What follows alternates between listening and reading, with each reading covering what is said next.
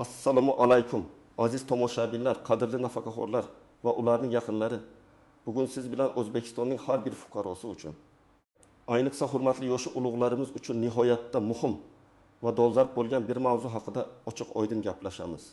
Bu sizning moliyaviy barqarorligingiz, uy-joyingizning xavfsizligi va umuman olganda tinch hayotingizga bevosita ta'sir qiluvchi masala. Siz hozir eshitayotganingizdek pensionerlar, Bogogozni aslo imzolamang. Bu shunchaki balandparvoz sarlavha emas, bu sizning hayotingizda. Oilangizning farovonligini saqlab qoladigan o'ta muhim ogohlantirishdir. Agar siz nafaqaxo'r bo'lsangiz, yaqiningiz, ota-onangiz, bobo-buvingiz pensioner bo'lsa, iltimos bu videoni bir soniya ham o'tkazib yubormang. Har bir so'z, har bir tavsiya siz uchun oltindan qimmat bo'lishi mumkin. Hozirdayoq kanalimizga obuna bo'ling va videoga like bosing. Shunda bu o'ta muhim ma'lumot ko'proq insonga yetib boradi va kimningdir mushkulini oson qilishi, kimningdir hayotini asrab qolishi mumkin. Keling, kechiktirmasdan asosiy mavzuga o'taylik. Muammoning asosi qanday edi ilgari va nima o'zgardi hozir? Qadrli yurtdoshlar, bir necha 10 yillar avvalgi pensionerlarimizning hayot tarzini eslaylik. O'sha paytda kundalik hayotimiz nisbatan sodda va an'anaviy qadriyatlarga asoslangan edi. Moliyaviy hujjatlar soni juda kam edi. Banklar bilan munosabat asosan nafaqani olish, ehtimol kichik jamg'armaga pul qo'yish bilan cheklanar edi. Kredit olish, garov shartnomalari, murakkab mol-mulk oldi-sotdi yoki hadya qilish jarayonlari nafaqaxo'rlarning kundalik hayotda deyarli uchramasdi. Agar biron bir huquqiy hujjat imzolanishi kerak bo'lsa ham, bu odatda oila doirasida, yaqin qarindoshlar o'rtasida katta ishonch va samimiylik muhitida amalga oshirilardi. Notariusga borish ham odatda uzoq qarindoshlik rishtalari yoki uzoq muddatli sinovdan o'tgan do'stlik doirasida aniq va shaffof maqsadlar bilan sodir bo'lardi. Odamlar bir-biriga ko'proq ishonar, yozma kelishuvlardan ko'ra og'zaki va'dalar va hurmat muhimroq edi. Qog'ozbozlik, ayniqsa murakkab huquqiy shartnomalar, kredit shartnomalari, mol-mulkni garovga qo'yish haqidagi hujjatlar, ishonchnomalar pensiya yoshidagi kishilarning kundalik hayotida deyarli uchramasdi. Ularni ko'rib ham, eshitib ham hayratga tushardi. Ammo hozirgi zamon boshqa. Bugungi kunda biz bozor iqtisodiyoti, raqamli texnologiyalar va juda murakkab moliyaviy xizmatlar dunyosida yashayapmiz. Har qadamda yangi banklar o'z xizmatlarini taklif qiladi. Turli xil moliya institutlari, mikroqarz tashkilotlari, brokerlar, hatto shaxsiy yuridik firmalar va notariuslar xizmat ko'rsatishga shoshiladi. Bu bir tomondan qulayliklarni oshirsa, ikkinchi tomondan yangi turdagi xatarlarni ham paydo qildi. Afsuski bu o'zgarishlar bilan birga yomon niyatli odamlar, firibgarlar ham ko'paydi. Ular ayniqsa huquqiy savodxonligi pastroq bo'lgan, sodda ishonuvchan, ba'zan esa yolg'iz yashovchi pensionerlarimizni nishonga olishadi. Firibgarlar juda ayor va mohirlik bilan harakat qilishadi. Ular har xil bahonalar bilan, masalan, sizga davlat tomonidan yordam beramiz, eng yaxshi investitsiya taklifi bor, nafaqangiz oshadi. Lekin buning uchun kichik bir hujjatga imzo kerak.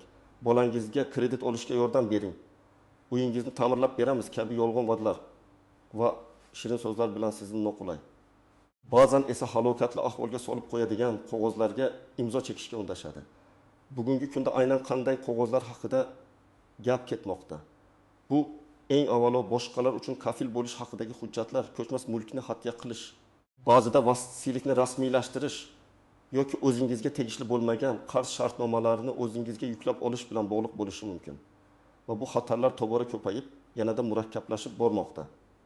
Shu sababli har bir pensionerimiz o'z huquqlarini bilishi va o'zini qanday himoya qilish kerakligini tushunishi shart. Birinchi asosiy qism, batafsil tahlil. Nimani bilishingiz kerak, kim tashvishlanish kerak va kimga tashvishlanish shart emas. Azizlar, yodingizda tuting. Har qanday hujjatni imzolar ekansiz, uning mazmunini, har bir bandini to'liq tushunishingiz shart. Bu sizning eng asosiy huquqingiz va ayni paytda eng asosiy majburiyatingizdir. Hujjatning har bir satri, har bir so'zi sizning kelajagingizga ta'sir qilishi mumkin.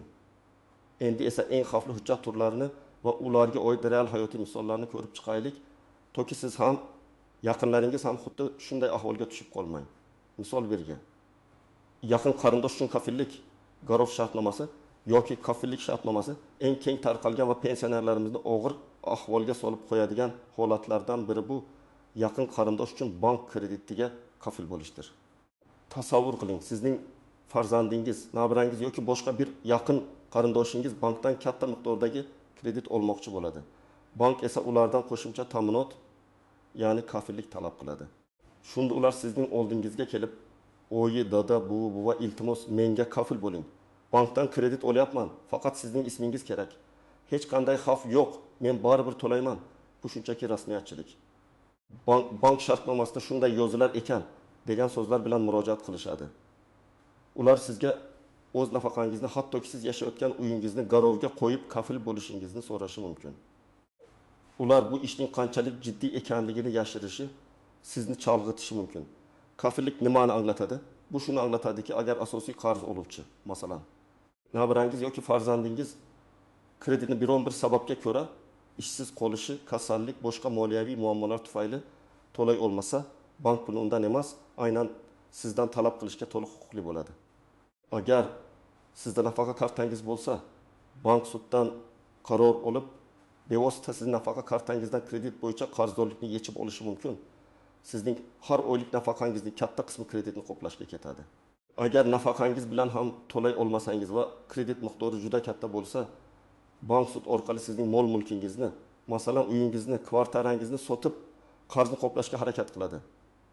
Bu shunchaki rasmiyatchilik emas. Bu juda jiddiy moliyaviy va huquqiy majburiyatdir. Real hayotiy misol.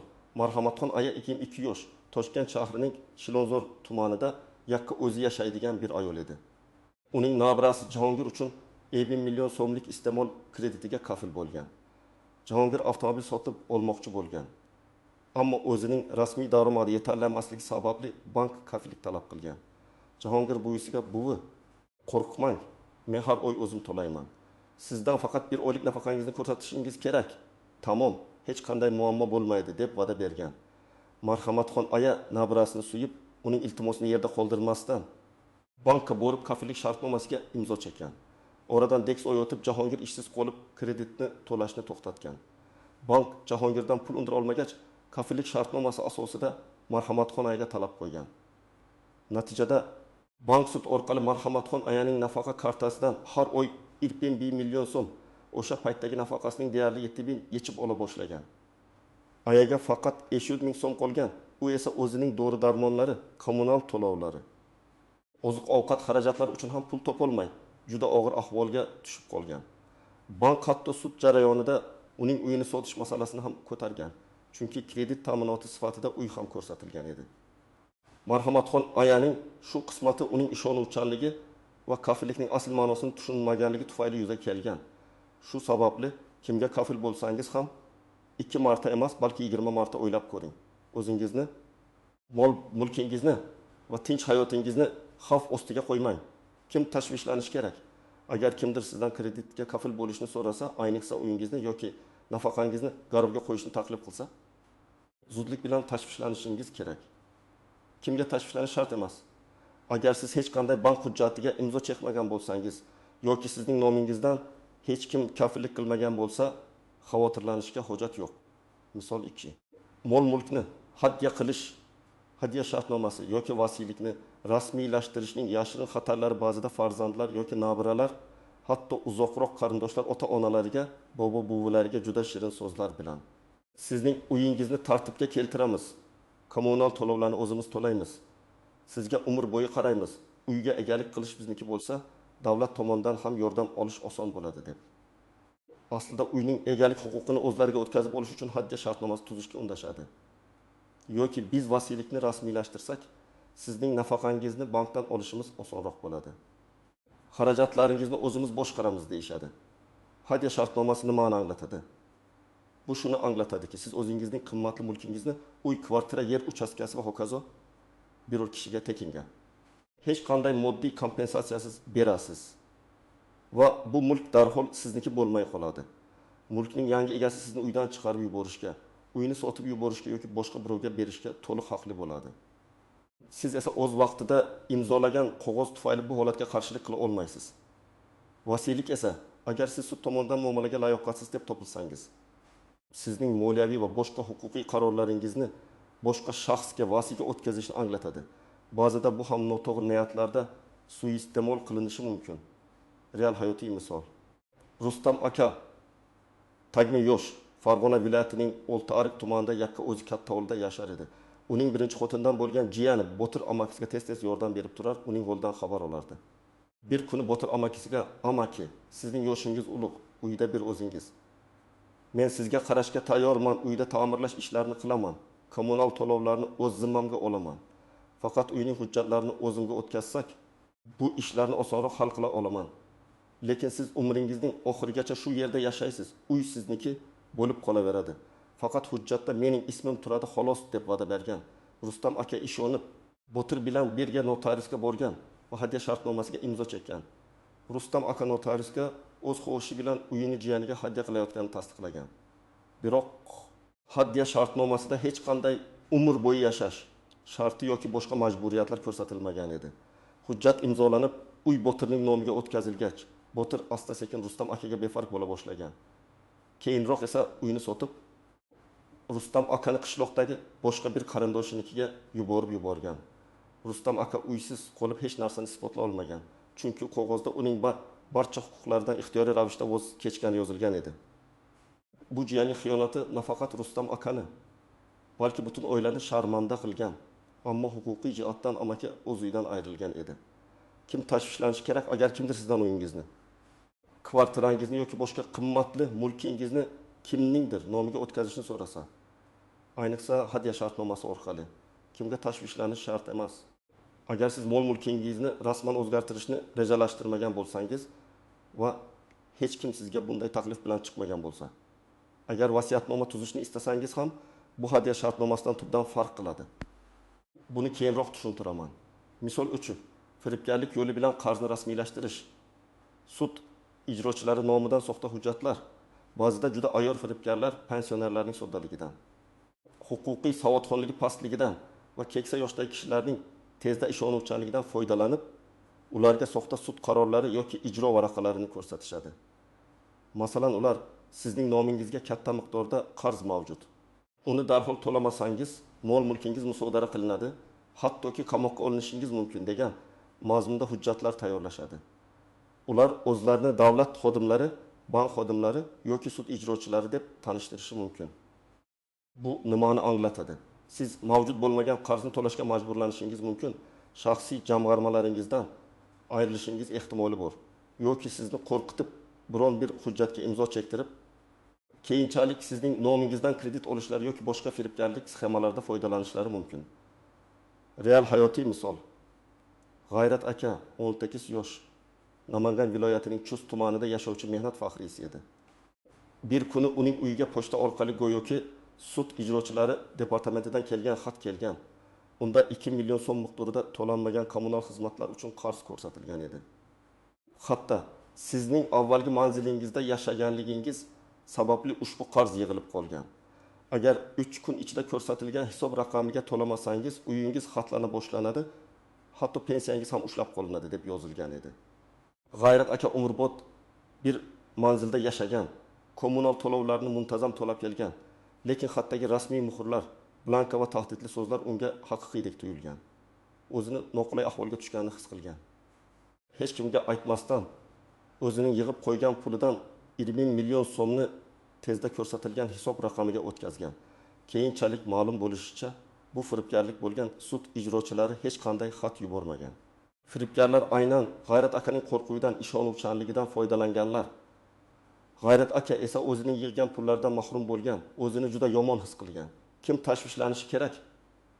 Agar kimdir sizga noaniq, tushunarsiz qarzdorlik to'g'risida hujjat ko'rsatsa yoki telefon orqali pul talab qilsa, doimo hushyor bo'ling. Kimga tashvishlanish shart emas.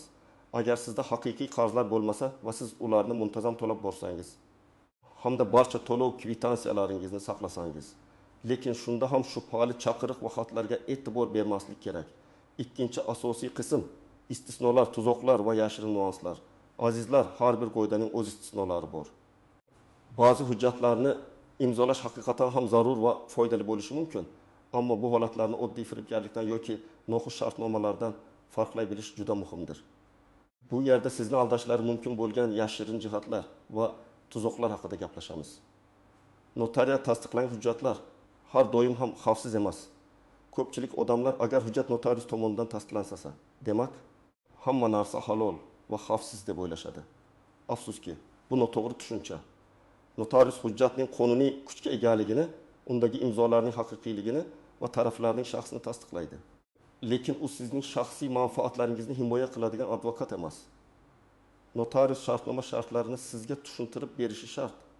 Ammo ba'zida ular ham yuza ustlik bilan qaraydilar yoki ayrim murakkab shartnomalar shartlari to'liq va sodda tilda tushuntirilmaydi. Notariusga har kuni o'nlab odamlar keladi. Ularning har biriga alohida chuqur tushuntirish berishga har doim ham vaqti bo'lmasligi mumkin. Yashirin nuans, notarius sizga hujjatni berib, o'qing deydi.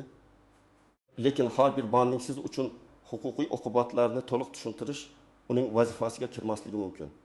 Masalan, hadya shartnomasini o'qib, siz uyimni kimgadir berishimni tushunasiz. Ammo bu uyda umr bo'yi yashash huquqim yo'qoladi.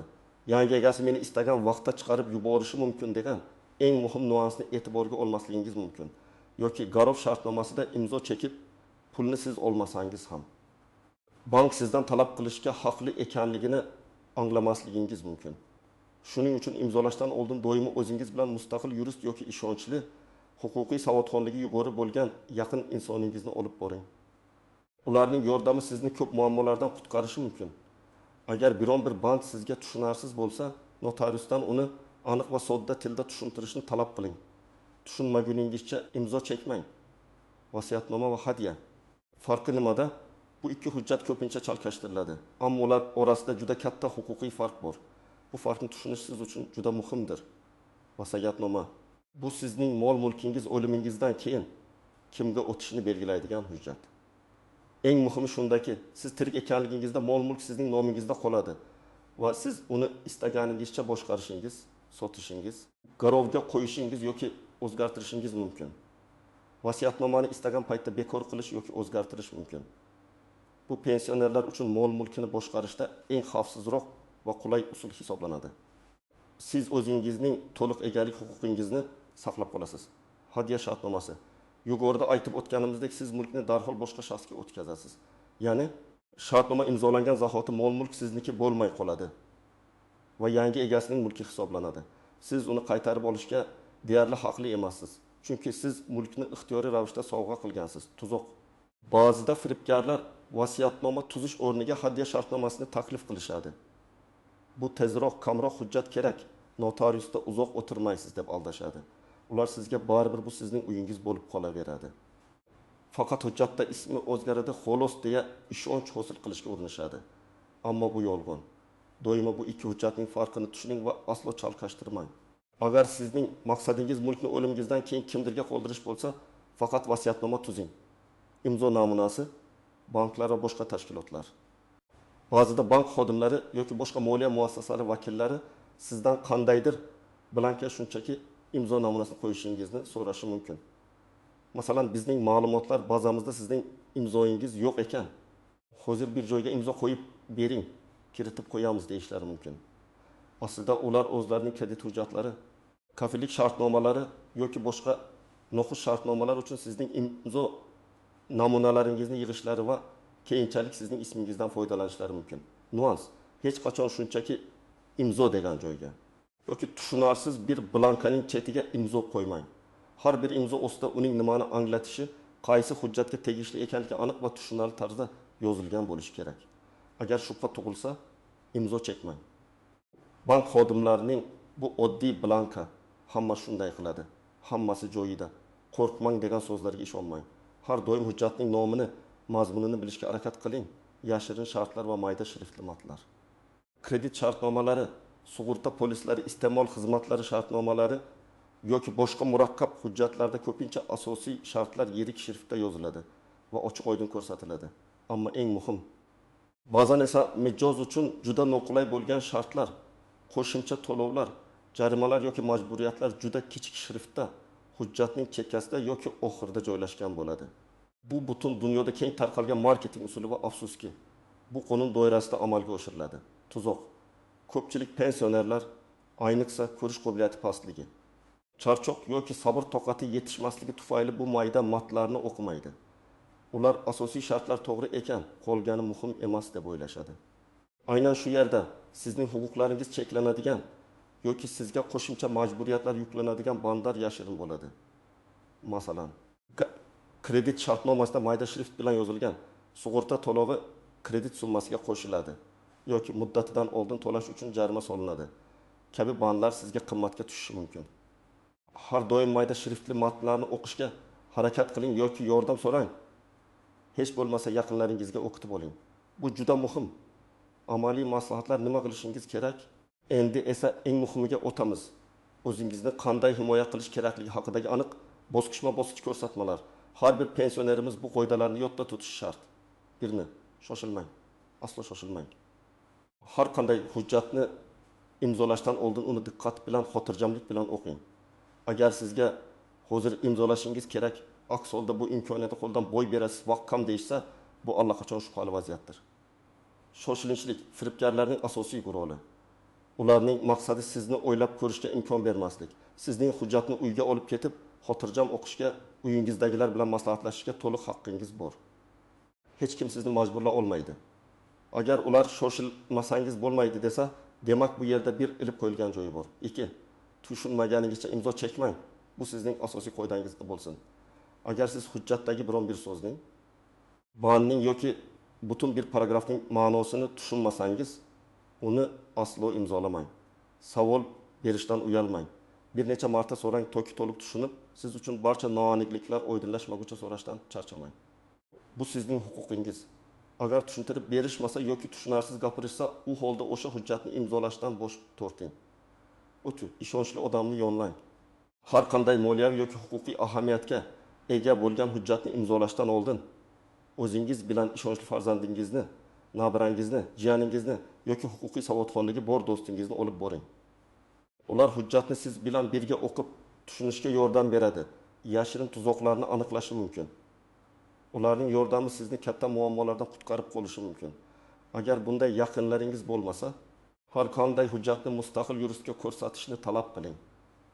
4. Nusxasini oling. Imzolagan har bir hujjatning nusxasini olishga haqqingiz bor va bu shart. Kelajakda kelishmovchiliklar yuzaga kelsa, bu sizning asosiy dalilingiz bo'ladi. Agar sizga nusxasini bermaslikni bahona qilishsa, hujjatni imzolamang. Har bir tomon shartnomada ishtirok etayotgan har bir shaxs hujjatning bir nusxasiga ega bo'lishi kerak. 5 telefon orqali shubhali takliflarga aslo ishonmang. Agar sizga bankdan, sud ijrochilaridan, huquq tartibot organlaridan yoki boshqa davlat tashkilotlari nomidan telefon qilib, sizdan pul talab qilishsa, shaxsiy ma'lumotlaringizni, pasport ma'lumotlari, bank karta raqamlari, PIN kodlar, SMS orqali kelgan tasdiqlash kodlari so'rash yoki zudlik bilan pul o'tkazing deysa, aslo ishonmang. Bu 99% holatda firibgarlar bo'ladi. Davlat idoralari va banklar sizdan bunday ma'lumotlarni telefon orqali so'ramaydi. Pul o'tkazishni talab qilmaydi. Agar shubha tug'ilsa, o'sha tashkilotning rasmiy telefon raqamiga internet orqali yoki rasmiy ma'lumotnomalardan toping, qo'ng'iroq qilib vaziyatni aniqlang. Firibgarlar aytgan raqamga emas, o'zingiz topgan rasmiy raqamga qo'ng'iroq qiling. 6. Notariusga borishdan oldin. Agar sizga biror notarial harakat, masalan hadya, vasiyatnoma, ishonchoqnoma kerak bo'lsa, notariusni o'zingiz tanlang, o'zingiz qo'ng'iroq qilib uchrashuv belgilang. Agar kimdir sizni o'zimning tanish notariusim bor, u hamma narsani tez va oson hal qilib beradi, bor yo'g'i borib imzo qo'yasiz xolos deb chaqirsa, ehtiyot bo'ling. Bu ham firibgarlarning tuzog'i bo'lishi mumkin. Ular o'z notariuslari bilan til biriktirib, sizga noqulay shartnomalarni imzolashga majburlashlari mumkin. Notariuslik xizmatlari davlat tomonidan qat'iy tartibga solinadi. Shuning uchun tez va oson degan gapga ishonmaslik kerak. 7. Hujjatlarni qayerda tekshirish kerak? Agar sizda biron bir hujjat bo'yicha shubha tug'ilsa yoki maslahat kerak bo'lsa, quyidagi joylarga murojaat qilishingiz mumkin. Kafillik va qarz shartnomalari bo'yicha. Sizga bank filialida shartnomani ko'rsatishlari kerak. Agar shubhali bandlar bo'lsa, bankning yuridik bo'limi bilan bog'laning. Shuningdek, O'zbekiston Respublikasi Markaziy bankining ishonch telefoniga qo'ng'iroq qilib, maslahat olishingiz mumkin. Mol-mulk, uy, kvartira, yer uchastkasi bilan bog'liq hujjatlar bo'yicha notariusga murojaat qiling va undan shartnoma loyihasini sizga oldindan berishni so'rang. Bu loyihani mustaqil yuristga ko'rsating. Kadastr agentligining tuman, shahar bo'limiga borib, mulkingiz haqidagi ma'lumotlarni tekshiring. Ularning ma'lumotlar bazasida mulkingiz kimning nomida ekanligi aniq ko'rsatiladi. Soxta sud qarorlari yoki ijro varaqalari bo'yicha. Darhol Adliya vazirligining qonuniy maslahat berish markazlariga yoki davlat xizmatlari markazlariga murojaat qiling. Ularning yuristlari sizga bepul yordam beradi. Bunday hujjatlarni olganingizda avvalo shu idoraning rasmiy telefon raqamiga qo'ng'iroq qilib, xatning haqiqiyligini tekshirib ko'ring. Umumiy maslahat, agar sizda biron bir hujjatning qonuniyligi yoki mazmuni bo'yicha eng kichik shubha paydo bo'lsa, avvalo huquqiy yordam so'rang. Bepul yuridik maslahatlar uchun Adliya vazirligining ishonch telefonlariga qo'ng'iroq qilishingiz yoki davlat xizmatlari markazlariga murojaat qilishingiz mumkin. Mahallangizning faollari, profilaktika inspektorlari ham ba'zida yordam bera oladi. Sizni kerakli joyga yo'naltirishi mumkin. Ulardan yordam so'rashdan uyalmang. 8. Hech qachon shaxsiy ma'lumotlaringizni bermang. Bu eng muhim qoidalardan biridir. Pasport seriyasi va raqami aynan, bank kartasi raqami va uning orqa tomonidagi 3 xonali kod, SHIVC yoki SMS orqali kelgan bir martalik tasdiqlash kodlarini hech kimga, hatto o'zini bank xodim deb tanishtirganlarga ham, davlat idorasidan qo'ng'iroq qildik deganlarga ham, farzandingiz nomidan so'rashganlarga ham aytmang. Bular firibgarlarning sizning bank hisobingizdagi pullaringizni yechib olish uchun asosiy ma'lumotlaridir. Eslab qoling. Haqiqiy bank xodimi yoki davlat xizmatchisi sizdan hech qachon bunday maxfiy ma'lumotlarni telefon orqali so'ramaydi. Xulosa va yakuniy ogohlantirish aziz do'stlar. Bugungi videoda sizga birgina imzolangan qog'ozning qanday qilib butun bir hayotni o'zgartirishi, tinchlikni buzishi, moliyaviy ahvolni yomonlashtirishi mumkinligini tushuntirib berishga harakat qildim. Sizning nafaqangiz, yillar davomida topgan uyingiz, tinch hayotingiz bu sizning mehnatingiz va umringiz mahsuli. Uni himoya qilishni unutmang. Hech kimga o'zingizni aldashiga yo'l qo'ymang. Har birimizga bu juda jiddiy huquqiy qadam bo'lib, uning o'rtada katta majburiyatlar yotadi. Yana bir bor takrorlayman va bu gapni urbot yodingizda saqlang. Pensionerlar, tushunmagan qog'ozingizni aslo imzolamang. Bu sizning oltin qo'ydangiz bo'lsin. Hech qanday shoshilinch qaror qabul qilmang. Umid qilamanki, ushbu ma'lumotlar siz uchun foydali bo'ldi va sizni ko'plab muammolardan asraydi. Sizning fikrlaringiz biz uchun juda muhim. Ushbu mavzu bo'yicha o'z tajribangizni, savollaringizni izohlarda yozib qoldiring. Bu orqali siz boshqalarga ham yordam bergan bo'lasiz. Videoni yaqinlaringizga, do'stlaringizga, ayniqsa pensioner oila a'zolaringizga, qo'ni-qo'shnilaringizga yuboring. Kim biladi? Balki bu video kimningdir taqdirini qutqarib qolar, kimnidir firibgarlar tuzog'idan saqlab qolar. Kanalimizga obuna bo'lishni va videoga like bosishni unutmang. E'tiboringiz uchun rahmat. Salomat bo'ling va o'zingizni asrang.